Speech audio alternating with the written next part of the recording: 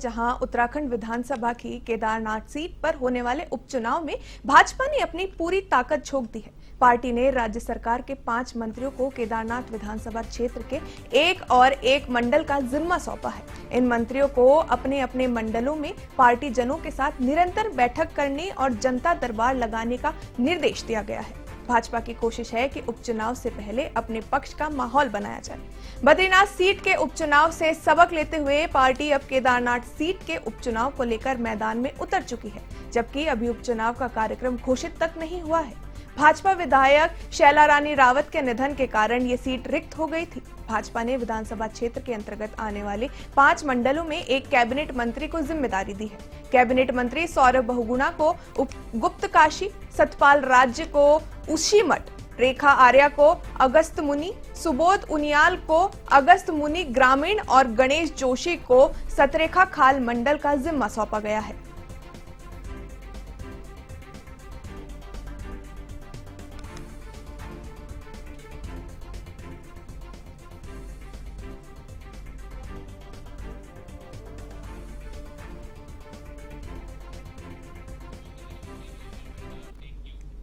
रानीखेत में भारी बारिश के चलते राजकीय अस्पताल परिसर का भवन भूस्खलन के खतरे की ओर बढ़ता जा रहा है, जिसका क्षेत्रीय विधायक डॉक्टर प्रमोद नैनवाल ने संयुक्त मजिस्ट्रेट राहुल आनंद और लोक निर्माण विभाग के कुशल इंजीनियरों के साथ स्थलीय निरीक्षण किया। वहीं विधायक ने व्यापार मंडल के महासचिव संदीप गोयल और अन्य व्यापारियों के साथ आपदा प्रभावित दुकानों का भी निरीक्षण किया। दुकानदारों ने विधायक को बताया कि दुकानों के ऊपर देवदार और चीड़ के पेड़ खतरा बन गए हैं, जो कभी भी गिर सकते हैं। विधायक ने कहा कि पीडब्ल्यूडी के अधिकारियों को पेड़ हटाने के लिए निर्देशित किया और एक दीर्घकालिक योजना बनाने के सख्त और जल्द से जल्द करने के निर्देश दिए गए।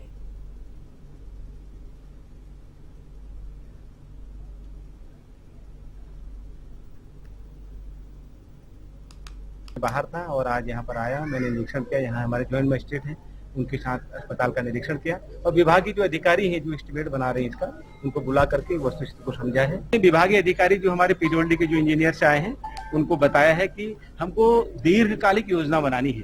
किस प्रकार अगर हम खाली ड्राई दीवारें बनाएंगे तो उनकी चूंकि लाइफ कम होती है और उसमें धंसने की संभावना ज्यादा होती है, तो भी हमारे जॉइंट मजिस्ट्रेट जो यहाँ हैं उनके साथ बैठ करके हमने चर्चा की। हमने कहा इसमें मैक्सिमम प्लम की जो दीवारें हैं वो अगर बनाई जाएंगी तो उससे स्थायित्व रहेगा और ड्रेनेज की भी समुचित व्यवस्था हो जाएगी। और जो यहाँ पर हमारा वेस्ट मटेरियल है यहाँ का, चाहे इंजेक्शन है और जो भी यहाँ का मेडिकल का वेस्ट मटेरियल है, उसके लिए अलग से व्यवस्था बना के फ्रिज की व्यवस्था कर रहे हैं। और आज हमने एक नई व्यवस्था यहाँ दी है, क्योंकि यहाँ पर ओपीडी में पंजीकरण के लिए काफी लंबी लाइन लग रही है। उत्तराखंड में इस वर्ष अक्टूबर या नवंबर के मध्य में प्रस्तावित 38वें राष्ट्रीय खेलों की 38 प्रतियोगिताओं के लिए राज्य के 7 शहरों का चयन हो चुका है, लेकिन अभी तिथि का चयन होना बाकी है। वहीं सरकार और विभाग की ओर से केंद्रीय खेल मंत्री मनसुख मांडविया और भारतीय ओलंपिक संघ की अध्यक्ष पीटी उषा को भी तैयारियों के संबंध में अवगत करा दिया गया है और राष्ट्रीय खेल कराने में उत्तराखंड पूरी तरीके से तैयार दिख रहा है। इसके साथ ही भारतीय ओलंपिक संघ की ओर से जल्द तिथि भी जारी की जा सकती है।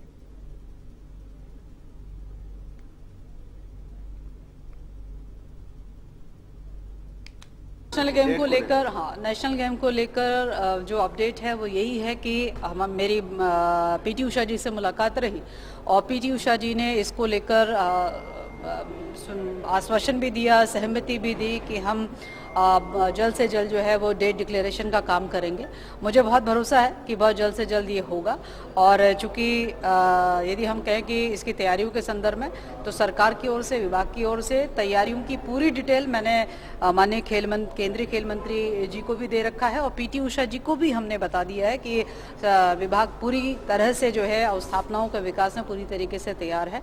हमें नेशनल गेम कराने में हम पूर्णतः सक्षम हैं और इसलिए हम प्रत्याशा में हैं कि जल्द से जल्द तिथि की घोषणा होए और हम उसकी।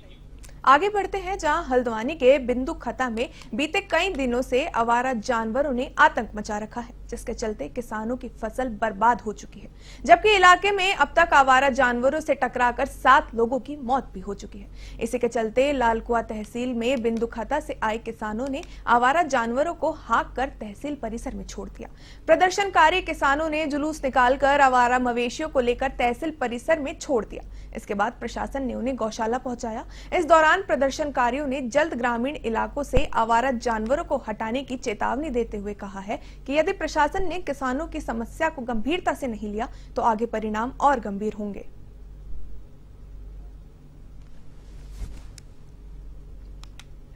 अखिल भारतीय किसान महासभा ने एक ज्ञापन माननीय मुख्यमंत्री जी के ये प्रेषित किया है। हमारे माध्यम से ज्ञापन हमने रिसीव कर लिया। मुख्य मांग इसमें गोवंश संरक्षण अधिनियम को वापस ले जाने के संबंध में है। इसके अतिरिक्त जो आपने क्वेश्चन किया, हम अपने स्तर पे यहाँ पे आपके जो संज्ञान में भी है, लगातार पशुओं को, आवारा पशुओं को पकड़ने का अभियान चला रहे हैं। कल भी लगभग 80 जो है वो। अगली खबर रायवाला से है, जहां पुलिस कप्तान अजय सिंह के निर्देश पर रायवाला पुलिस ने चेकिंग के दौरान नशे के 2 सौदागरों को गिरफ्तार किया है। पुलिस ने आरोपियों के कब्जे से 214 ग्राम चरस को भी बरामद किया है। वहीं आरोपियों को पुलिस ने न्यायालय में पेश करने के बाद कोर्ट से आदेश को जेल पहुंचा दिया है। एसपी देहात लोकजीत सिंह ने बताया कि एसएसपी अजय सिंह के साफ निर्देश है कि क्षेत्र में किसी भी प्रकार से नशे की तस्करी नहीं होनी चाहिए। वहीं इसी कड़ी में पुलिस ने चेकिंग के दौरान नशे के 2 सौदागरों को गिरफ्तार कर लिया। दोनों आरोपी के आपराधिक इतिहास की छानबीन जारी है।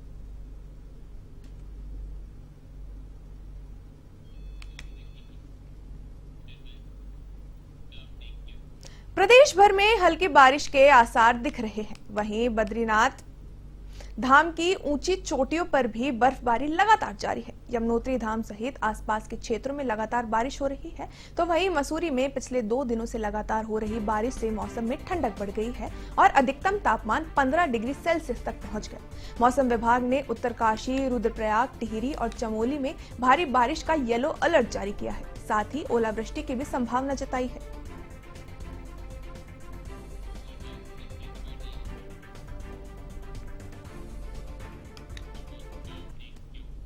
काशीपुर के आईटीआई थाना क्षेत्र के न्यायालय में वरिष्ठ अधिवक्ता और उनके साथियों को 2 लोगों ने बातचीत के दौरान रिवॉल्वर निकालकर मारने की कोशिश की।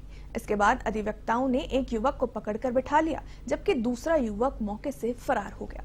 सूचना मिलने पर पुलिस मौके पर पहुंची और पकड़े गए युवक को हिरासत में ले लिया। इस दौरान पुलिस ने युवक के पास से रिवॉल्वर भी बरामद की। दिग्विजय सिंह, उनके साथ मुझे रामनगर जाना था एक केस के सिलसिले में तुरंत। उनका बार बार फोन आ रहा था, तो हमने कहा हम अभी पहुँच रहे 5 मिनट में। जैसे ही हम अपने बस्ते पे पहुँचे तो ये 2 व्यक्ति, जिसमें गोपाल सिंह बिस्ट और एक दूसरा, मुझे उसका नाम मालूम नहीं था, बाद में पता लगा, ये लोग आए और मुझसे कहने लगे कि जो मुकदमा इनका रामनगर में फैमिली कोर्ट में चल रहा था, सेक्शन 9 था, तो कहने लगे सर उसमें एनओसी दे दीजिए मुझे। और मैंने वो मुकदमा लड़ने से मना कर दिया। तो वो एनओसी लेने के लिए जब आए तो मैंने कहा मैं अभी आवश्यक कार्य से बाहर जा रहा हूँ, आप कल या परसों आके मुझसे एनओसी ले जाए। तो जो दूसरा व्यक्ति के साथ था वो मुझसे तुरंत बोलता है एक ही कागज़ तो लिखना है, अभी आप लिख के दे दीजिए। मैंने कहा भाई देखो मेरा बैग पैक हो। पौड़ी के सभी विकासखंड मुख्यालयों में स्वच्छता ही सेवा अभियान के तहत जन जागरूकता रैली निकाली गई। स्वच्छता अभियान रैली में विभिन्न स्कूल के छात्र छात्राओं, स्वयंसेवियों, नेहरू युवा केंद्र, व्यापार सभा पौड़ी सहित विभिन्न विभागों के अधिकारियों और कर्मचारियों ने बढ़ चढ़कर इसमें प्रतिभाग लिया। जनपद मुख्यालय के कंडौलिया मैदान में स्थानीय विधायक राजकुमार पौरी ने यहां उपस्थित सभी लोगों को स्वच्छता की शपथ दिलाई। उन्होंने अपने संबोधन में कहा कि लोगों को न स्वयं गंदगी फैलानी चाहिए और न ही औरों को फैलाने देनी चाहिए। उन्होंने कहा कि हम सब मिलकर एक स्वच्छ कचरा मुक्त ग्रह बना सकते हैं। यदि गांव साफ सुथरा होगा तो कई गंभीर रोगों से छुटकारा भी मिलेगा। इस मौके पर मुख्य शिक्षा अधिकारी नागेंद्र बर्तवाल, जिला शिक्षक अधिकारी रंजीत सिंह नेगी, परियोजना प्रबंधक स्वजल दीप रावत सहित विभिन्न विद्यालयों के छात्र छात्राएं, स्वयंसेवी भी उपस्थित रहे।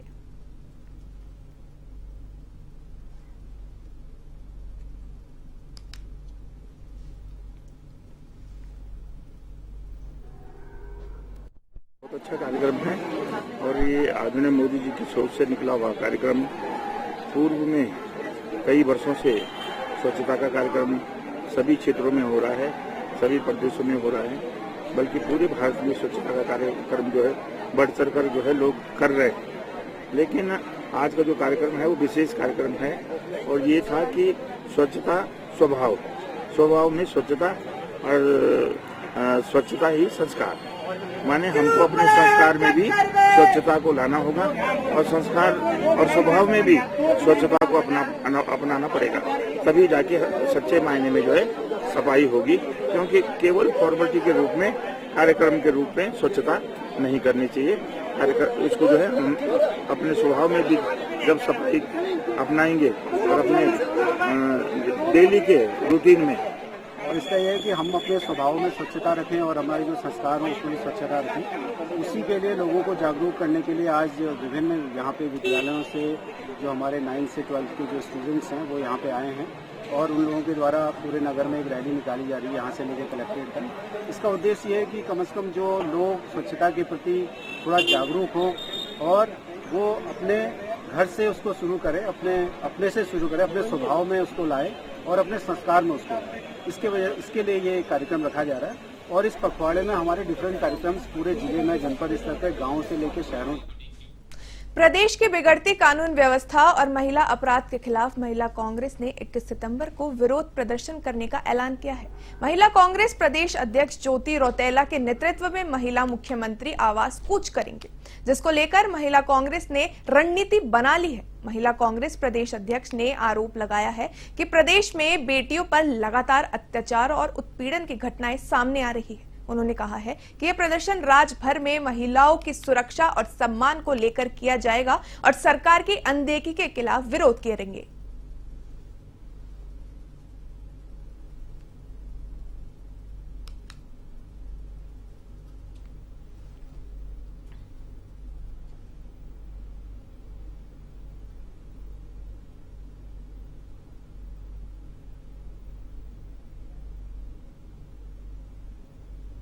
कल हम लोग मुख्यमंत्री आवास कुछ कर रहे हैं और हमारा जो मुख्य मुद्दा है, जिस तरीके से पूरे प्रदेश में महिलाओं के ऊपर बलात्कार, दुराचार और अत्याचार के केसेस बढ़ रहे हैं, उसके खिलाफ है। आप देखेंगे कि पिछले 2 महीने में आईएसबीटी देहरादून में गैंगरेप हुआ, हरिद्वार गैंगरेप, चंपावत गैंगरेप और चंपावत में एक बलात्कार की और घटना घटी।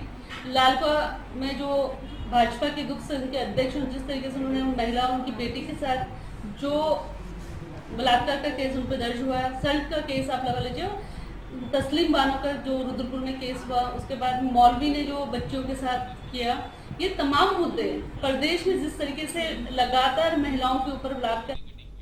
अगली खबर काशीपुर से है, जहां एक दवा कंपनी में अचानक से एक साथ कई महिला कर्मचारी बेहोश हो गई। बताया जा रहा है कि कंपनी में दुर्गंध फैली, जिसके बाद अचानक से एक के बाद एक कई महिला कर्मचारी बेहोश होने लगी।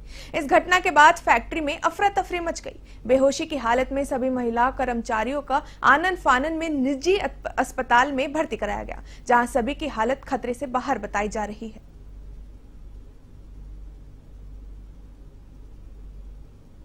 कुछ केमिकल गिरने के कारण स्मेल हुई, जो ये बर्दाश्त नहीं कर पाए, जिस कारण इन्हें चक्कर आ गया। उसी दौरान तत्काल प्रभाव से हमने इन्हें यहाँ हॉस्पिटल में इनका ट्रीटमेंट के लिए एडमिट करवाया। अब सभी महिलाएं स्वस्थ हैं घर जाने के लिए। उत्तराखंड में लगातार भू कानून बनाने की मांगे उठ रही हैं, जिसको लेकर अभी तक सरकार ने कोई ऐलान नहीं किया। वहीं अब भेनगी गांव के ग्रामीणों ने खुद ही फैसला लिया है कि वे किसी को भी अपनी जमीन नहीं बेचने देंगे।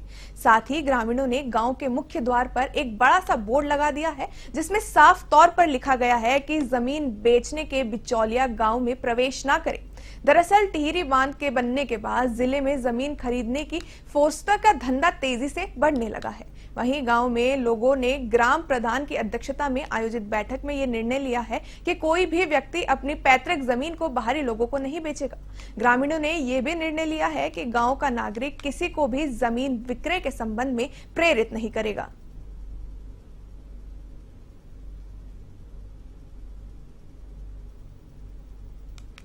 सबसे वो अपनी ज़मीन न बेचे, किसी भी प्रकार से बाहरी लोगों को ज़मीन न बेचे। और बाहरी लोगों को भी मेरी चेतावनी है, अगर वो आते हैं तो उनको विरोध किया जाएगा, उनको गांव में घुसने नहीं दिया जाएगा।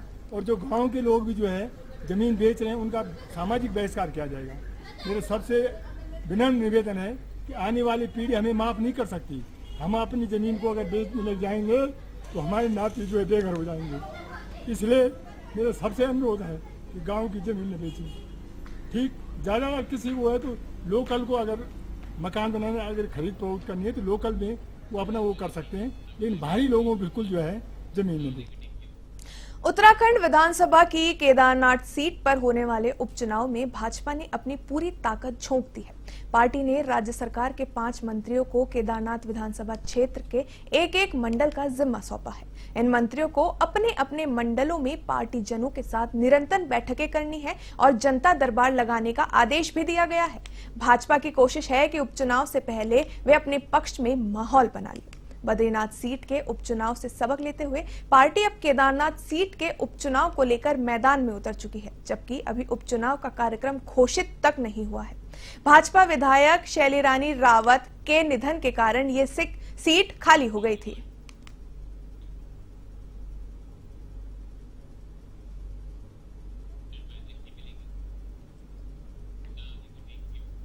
उत्तराखंड में अब बिजली मीटर की खामियां तेजी से दूर की जाएंगी। इसके लिए ऊर्जा निगम ने ईसी रोड स्थित मीटर टेस्ट लैब को अपग्रेड कर दिया है। वहीं ऊर्जा निगम के निदेशक परिचालक MR आर्य ने बताया है कि ये NMBL से पहले सर्टिफाइड लैब है। इसमें सिंगल फेज मीटर की टेस्टिंग के लिए 20 पोजीशन टेस्ट बेंच स्थापित की गई है, जबकि 3 फेज मीटर की टेस्टिंग के लिए 10 पोजीशन टेस्ट बेंच उपलब्ध है। लैब में भारतीय मानक के अनुरूप सभी प्रकार के इलेक्ट्रिकल टेस्ट भी कराए जा सकेंगे।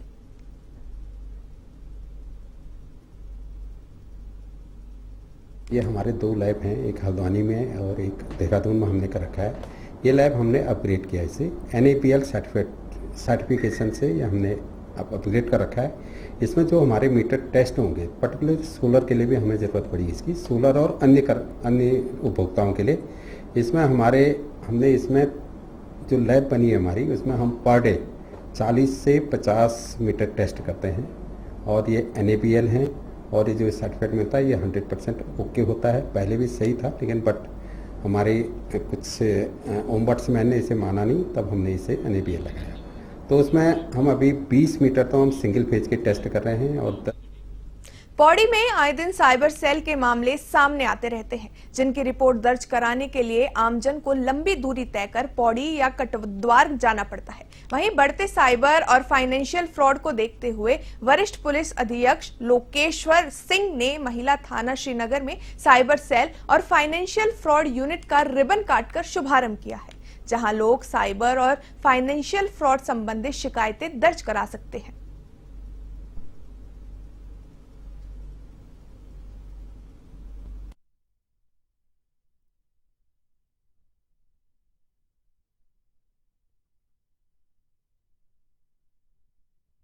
आज श्रीनगर में साइबर सेल व फाइनेंशियल फ्रॉड यूनिट का उद्घाटन किया गया है। पिछले कुछ समय से जनता का भी ये रिक्वेस्ट था कि जो हमारे साइबर और फाइनेंशियल फ्रॉड की घटनाओं में वृद्धि हो रही है, और चूंकि हमारा एक ही यूनिट कोटद्वार से ऑपरेट होता था, अतः हम लोगों ने इसका संज्ञान लेते हुए श्रीनगर में भी साइबर सेल और फाइनेंशियल फ्रॉड यूनिट का गठन किया है, जिसमें अभी हमारे 3 कर्मचारियों को नियुक्त किया गया है। तो जितने भी हमारे श्रीनगर सर्कल से जो शिकायतें आती हैं, जो शिकायतकर्ता अगर फाइनेंशियल फ्रॉड या साइबर फ्रॉड से संबंधित अपनी शिकायत दर्ज करवाना चाहता है, वो इस यूनिट में जाके अपनी शिकायत दर्ज करवा सकता है, जिसपे हमारे द्वारा कार्रवाई। यमकेरेश्वर के द्वारिखाल ब्लॉक के डाडा मंडी खेल मैदान में शरद या शीतकालीन प्रतियोगिता का शुभारंभ किया गया। कार्यक्रम में ब्लॉक प्रमुख महेंद्र सिंह राणा, खंड शिक्षा अधिकारी डॉक्टर सुरेंद्र सिंह नेगी, समस्त शिक्षक शिक्षिकाओं और स्थानीय जन प्रतिनिधियों ने मां शारदा के चित्र पर माल्यार्पण कर स्वागत गान गाया। कार्यक्रम में खंड शिक्षा अधिकारी डॉक्टर सुरेंद्र सिंह नेगी ने कार्यक्रम के बारे में जानकारी दी और सभी ने इस कार्यक्रम को सफलतापूर्वक संपन्न करने हेतु निर्देशित किया। ब्लॉक प्रमुख महेंद्र सिंह राणा ने अपने संबोधन में कहा कि खेल केवल मनोरंजन का साधन नहीं है, ये हमारे शरीर और मन को भी चुस्त दुरुस्त रखता है। आज द्वारिखाल ब्लॉक के अंतर्गत शीतकालीन और शरतकालीन क्रीड़ा हुई और जिससे मैं सभी गुरुजनों को, सभी बच्चों को ढेर सारी शुभकामनाएं देता हूँ। और जो फर्स्ट सेकंड थर्ड आए मैं सबको, उनको भी ढेर सारी शुभकामनाएं देता हूँ। और जो बच्चे रह गए मैं उनको आगे के लिए, भविष्य के लिए शुभकामनाएं देता हूँ कि आगे आप फिर इसी तरह तैयारी करें और आगे फर्स्ट सेकंड थर्ड आप भी आएँ। और मैं इस शुभ अवसर पर द्वारी खाल के फिलहाल के लिए A1 उत्तराखंड में इतना ही। मुझे दीजिए इजाजत। नमस्कार।